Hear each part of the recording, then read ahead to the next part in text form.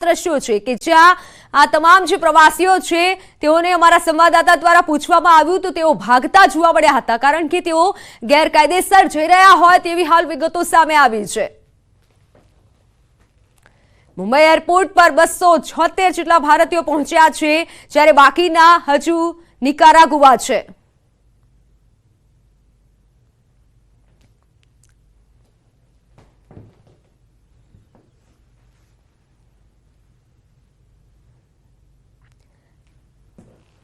તો આપણી સાથે વિઝા એક્સપર્ટ ડેવિડ પટેલ જોડાઈ ચૂક્યા છે। ડેવિડભાઈ, જો વાત કરવામાં આવે ઘટના અંગે આપને ખબર જ છે, શા કારણે આટલી મોટી માત્રામાં લોકો વિદેશ જવા માટે આટલા આતુર હોય છે અને ગેરકાયદેસર રીત પણ અપનાવતા હોય છે? સૌથી પહેલા તો ગેરકાયદેસર રીત એટલે અપનાવતા હોય છે કે એ લોકો એમના આજુબાજુ એજન્ટોથી સરાઉન્ડેડ હોય છે। એજન્ટો જ એમનું માઇન્ડ બ્રેન વોશ કરી દે છે એ કહીને કે તમને 2 નંબરમાં 15 દિવસમાં ગેરંટી સાથે યુએસએ કે કેનેડા કે યુરોપિયન કન્ટ્રીઝમાં પહોંચાડી દેવા આવશે અને ત્યાં જઈને તમે ઢગલો પૈસા કમાઈ શકશો। હવે આ આમ માણસને સાચા નોલેજ આપવા વાળા વ્યક્તિઓ મળતા નથી, કારણ કે એવી જગ્યાએ રહેતા હોય છે, એવી વાર્તાઓ સાંભળતા હોય છે આ એજન્ટ દ્વારા કે 15 દિવસમાં આ ભાઈ પહોંચી ગયો, આ ભાઈ પહોંચી ગયો, જે સાચી નથી હોતી। કારણ કે તમે ગેરકાયદેસર કામ કરવાનું શરૂઆત કરો છો તો એનો પરિણામ ખરાબ જ આવવાનું છે। તો ઘેલછા શેના કારણે હોય છે? કારણ કે એજન્ટો એટલા બધા છે માર્કેટમાં અને આમ માણસનું બ્રેન વોશ કરીને એમના આવી ખોટી અફવાઓ અને ઇન્ફોર્મેશન આપે છે, જેના લીધે આમ માણસ તર્ક શક્તિ ખોવીને આવા ડિસિઝન લેતા હોય છે। બિલકુલ ડેવિડભાઈ, પરંતુ ગલીએ ગલીએ હવે આવા એજન્ટ સક્રિય થયા છે તેવું કહી શકાય, કારણ કે ઘણા બધા એજન્ટ છે જે લોકોનું બ્રેન વોશ કરી નાખે છે, કરોડો રૂપિયા પણ લેતા હોય છે, પરંતુ એ સમગ્ર પ્રોસેસ અમને જણાવશો કે કઈ રીતે ત્યાં મોકલે છે અને ત્યાં પછી શું થાય છે?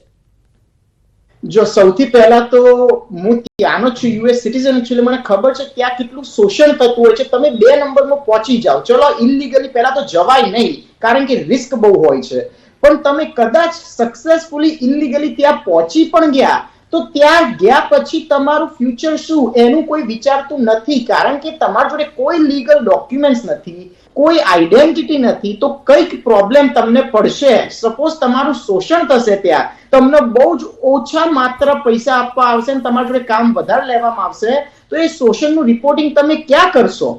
કારણ કે તમારી જોડે કોઈ જ લીગલ આઈડેન્ટિટી નથી, લીગલ પ્રૂફ નથી, તો તમે લીગલ કાયદેસર ત્યાં ગયા જ નથી, તો તમે કોઈને કોન્ટેક્ટ કરી પણ નહીં શકો કે મારે હેલ્પ જોવે છે, મારા જોડે આ ટ્રબલ આવી છે, મારી શોષણ થાય છે, તમને કોઈ જ હેલ્પ મળશે પણ નહીં, કારણ કે તમે એ વસ્તુ માગી જ નહીં શકો કે તમારા જોડે લીગલ પ્રૂફ નથી કે તમે ત્યાં લીગલ આવ્યા છો।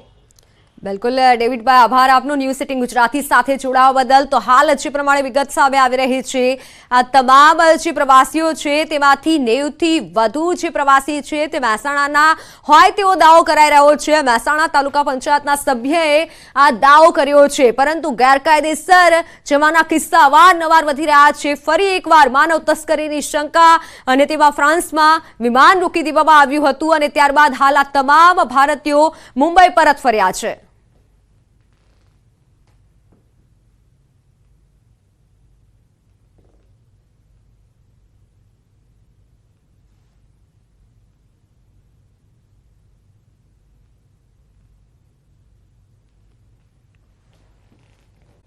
સુરતમાં કિરણ જેમ્સના કારીગરોને છૂટા કરાયાનો આરોપ લાગ્યો છે। કાપોદ્રા સ્થિત કિરણ જેમ્સમાંથી છૂટા કરાયાનો કારીગરોએ આક્ષેપ કર્યો।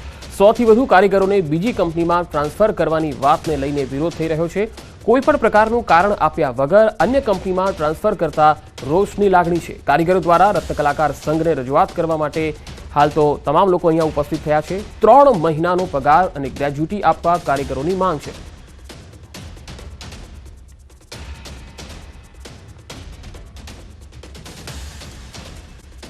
અમદાવાદમાં કોરોનાની દહેશત વચ્ચે તકેદારી વધારવામાં આવી છે।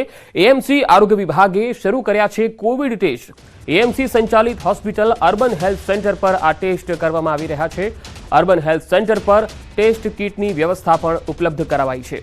એન્ટીજન અને આરટીપીસીઆર ટેસ્ટ થશે। શહેરમાં પ્રતિદિન કોરોના કેસમાં વધારો થઈ રહ્યો છે। અમદાવાદ શહેરમાં કોરોનાએ દસ્તક દઈ દીધી છે, ત્યારે અમદાવાદના મોટાભાગના અર્બન હેલ્થ સેન્ટરોમાં હવે કોવિડ ટેસ્ટ શરૂ થઈ ગયા છે।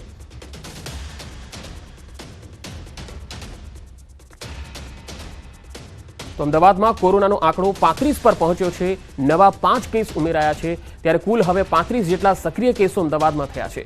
ત્યારે તકેદારીના ભાગરૂપે અમદાવાદ મ્યુનિસિપલ કોર્પોરેશન સંચાલિત અર્બન હેલ્થ સેન્ટરો પર એન્ટીજન અને આરટીપીસીઆર ટેસ્ટ થશે. કોવિડ ટેસ્ટ માટેની વ્યવસ્થા આજથી શરૂ કરી દેવામાં આવી છે. અલગ અલગ કીટ પણ મૂકવામાં આવી છે. વધુ માહિતી સાથે સંવાદદાતા પ્રણવ પટેલ મારી સાથે જોડાયા છે. પ્રણવ, અર્બન હેલ્થ સેન્ટરોમાં આજથી ટેસ્ટ શરૂ થયા છે. શું તમામ કેન્દ્રો પર આ ટેસ્ટ થઈ શકશે કે પછી આ પસંદગીના જ કેટલાક કેન્દ્રો પર છે?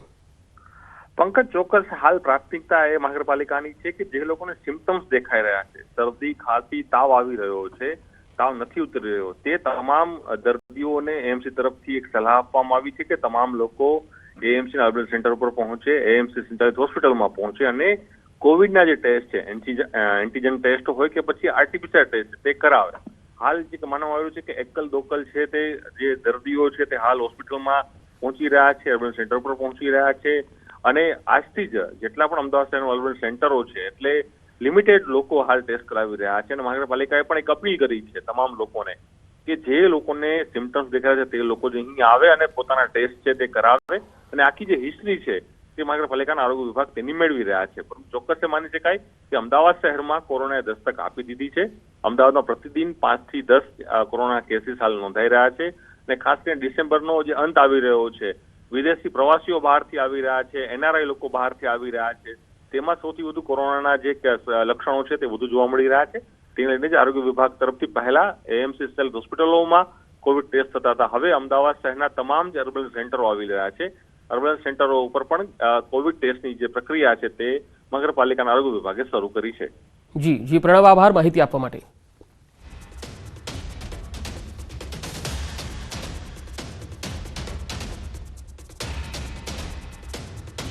અમદાવાદમાં રાષ્ટ્રીય વીર બાળ દિવસની ઉજવણી કરવામાં આવી. બાબા ફતેહસિંહજીની શહાદતમાં ઉજવણી થઈ. સીએમ ભૂપેન્દ્ર પટેલે થલતેજ ગુરુદ્વારામાં હાજરી આપી. થલતેજ ગુરુદ્વારામાં સીએમએ શ્રદ્ધાંજલિ પણ આપી. શીખ ધર્મના ગુરુના દીકરાની શહાદતમાં ઉજવણી કરવામાં આવી. પીએમ મોદીએ વીર બાળ દિવસની પણ જાહેરાત કરી છે.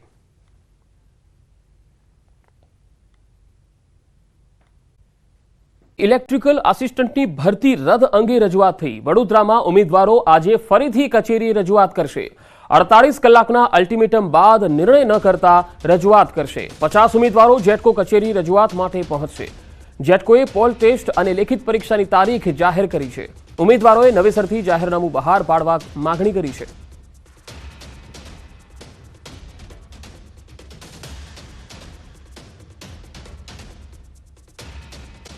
આ પ્રવાસીઓ દુબઈથી રોમેનિયન ચાર્ટર્ડ વિમાનથી નિકારાગુઆ જઈ રહ્યા હતા. તે સમયે ફ્રાન્સના વેટ્રી એરપોર્ટ પર આ વિમાન ઈંધણ ભરવા લેન્ડ થયું હતું.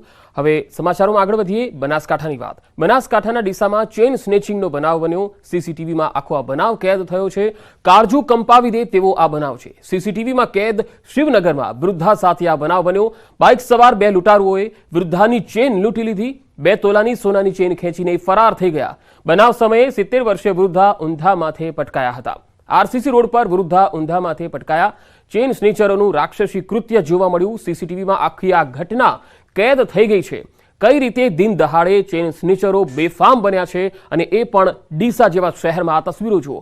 વૃદ્ધા અહીંયા બિલકુલ સુરક્ષિત નથી અને બાઇક પર આવે છે ચેઇન સ્નેચરો અને ચેઇન તોડીને ફરાર થઈ જાય છે. આખી આ ઘટના છે એ પોલીસને પણ પડકાર આપી રહી છે. 3 અલગ અલગ તસવીરો જુઓ. પહેલી તસવીરમાં ચેઇન સ્નેચરો સેકન્ડોમાં આવીને અને વૃદ્ધાને ગળામાં રહેલી ચેઇન ખેંચીને અને તે નીચે પડી જાય છે. કોઈ જ ચિંતા કરતા નથી અને ફરાર થઈ જાય છે. 5 થી 7 સેકન્ડની અંદર જ આખો આ બનાવ બની જાય છે અને ચેઇન સ્નેચરો ફાવી જાય છે. આવી ઘટના ઉપર લગામ લાગે ખૂબ જરૂરી છે. પોલીસે કડક હાથે કામ લેવાની જરૂર છે અને આ પ્રકારના જે બેફામ બનેલા ચેઇન સ્નેચરો છે તેને પકડવા માટે અને કડક સજા થાય એ માટે કામ કરવાની જરૂર છે. વધુ માહિતી સાથે સંવાદદાતા બનાસકાંઠાથી કિશોર તુવર જોડાયા છે. કિશોર, આ જે બનાવ બન્યો છે, ચેઇન સ્નેચરો માત્ર 4 થી 5 સેકન્ડની અંદર જ આખી આ ઘટનાને અંજામ આપીને ફરાર થઈ ગયા. કોઈ ભાડ મળી શકી છે? હજી સુધી આ જે ચેઇન સ્નેચરો છે તેમની હજી સુધી કોઈ બહાર મળી નથી. માત્ર પોલીસે આ સીસીટીવી ફૂટેજના આધારે તપાસ હાથ ધરી છે. પહેલા સીસીટીવી ફૂટેજમાં માત્ર આ લોકોના ફોટા આવ્યા હતા, પરંતુ જે નવા સીસીટીવી ફૂટેજ આવ્યા છે તેમાં જોઈ શકાય છે કે કઈ રીતે લૂંટારુઓ જે છે તે 70 વર્ષીય વૃદ્ધ મહિલાને ગળામાંથી ચેન ખેંચીને લઈ જાય છે અને તે વૃદ્ધ મહિલા રોડ ઉપર પટકાય છે અને આ થોડા દિવસે બને છે અને પોલીસ સામે પણ અનેક સવાલો ઉઠી રહ્યા છે કે થોડા દિવસે આ રીતે મહિલાઓના ગળામાંથી ચેન ખેંચીને લૂંટારુઓ છે તે ભાગી જતા હોય છે અને તેના સીસીટીવી ફૂટેજ સામે આવતા હોય છે, છતાં પણ આ લૂંટારુઓ ના પકડાતા અત્યારે તો ડીસાના શિવનગર વિસ્તારમાં પોલીસને લઈને પણ રોષ જોવા મળી રહ્યો છે. પંકજ, જી, આ જે વૃદ્ધા છે જેમની ચેન તોડી અને તેઓ નીચે પડી ગયા હતા, તેમની હાલત કેવી છે કિશોર? જ્યારે આ ચેન સ્નેચરો જ્યારે આ વૃદ્ધાને ચેન ખેંચીને જઈ રહ્યા હતા તે દરમિયાન વૃદ્ધા નીચે પડી ગયા હતા અને સ્થાનિક લોકો દ્વારા પ્રાથમિક સારવાર આપવામાં આવી હતી, પરંતુ અત્યારે વૃદ્ધાની હાલત સારી છે અને વૃદ્ધાને હોસ્પિટલમાં પણ ખસેડવામાં આવ્યા હતા. સૌથી મહત્વની વાત તો એ છે કે આ ઘટનાને બન્યાને આજે 4 દિવસ થઈ ગયા, છતાં પણ હજી સુધી આ લૂંટારુઓ જે છે, ત્યારે સ્નેચરો જે છે તે પોલીસ ગિરફમાં આવ્યા નથી અને પોલીસને લઈને લોકોમાં અત્યારે રોષનો માહોલ છે. પંકજ, જી કિશોર, આભાર માહિતી આપવા માટે.